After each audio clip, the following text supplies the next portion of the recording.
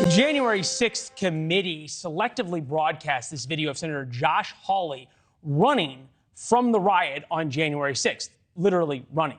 Although the image of him running still doesn't stop the presidential hopeful from selling merchandise with the closed fist salute he famously gave rioters on that awful day.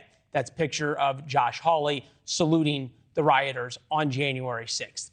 Now Republicans get to play the same dirty tricks on Democrats. Tucker Carlson will get exclusive access to 41,000 hours of Capitol Hill surveillance tapes that happened during the riot.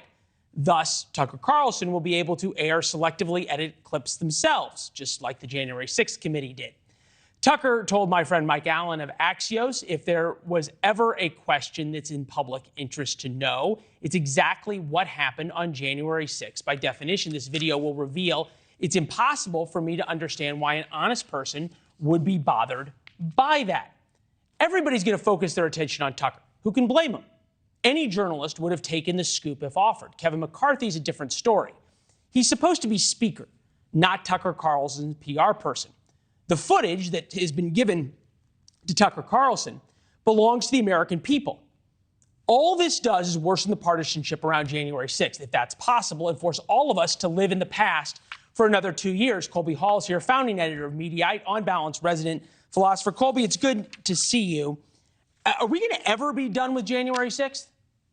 At some point, I'm sure. I think future historians will probably look back at it and say something really insightful. But I think that day is probably a good decade away.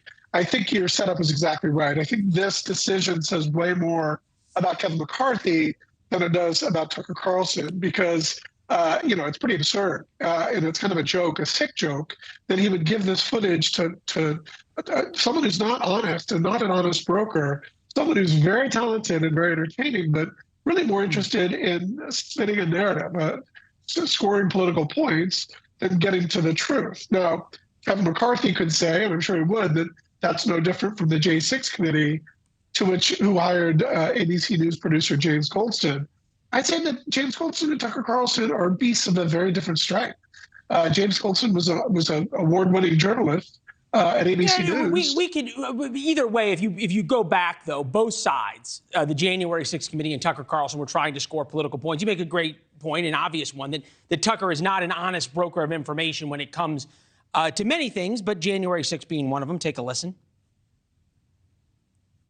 Lies about January 6th, which have been relentless, have enabled some of the most unscrupulous people in our country to make a mockery of our Bill of Rights and to steal our core freedoms. The vast majority of people inside the Capitol on January 6th were peaceful. They were not insurrectionists. The January 6th committee has nothing to do with January 6th. The point of it is to punish the political opponents of the Biden administration, hundreds of nonviolent political protesters whose crime was having the wrong opinions. We're living through distorted history.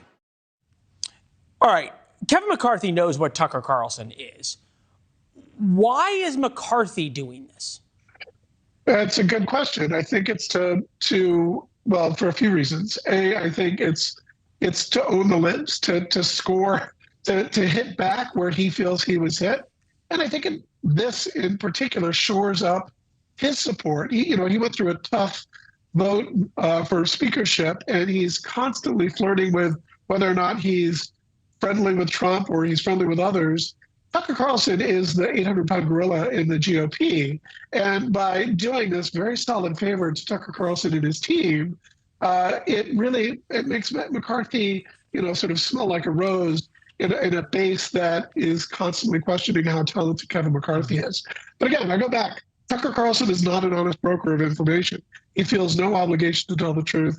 He had suggested that Jan 6th was a false flag, which he later sort of went against. Right. But I don't think nothing good is going to come from this. No, and we've seen, at least from Tucker Carlson's acolytes on Twitter, starting to lay the groundwork for what they're going to then put out in this video of potentially that there was FBI informants and other members of the Justice Department secretly helping and plotting and egging on the people who stormed the Capitol. Thanks for watching. Go to newsnationnow.com to find News Nation on your television provider.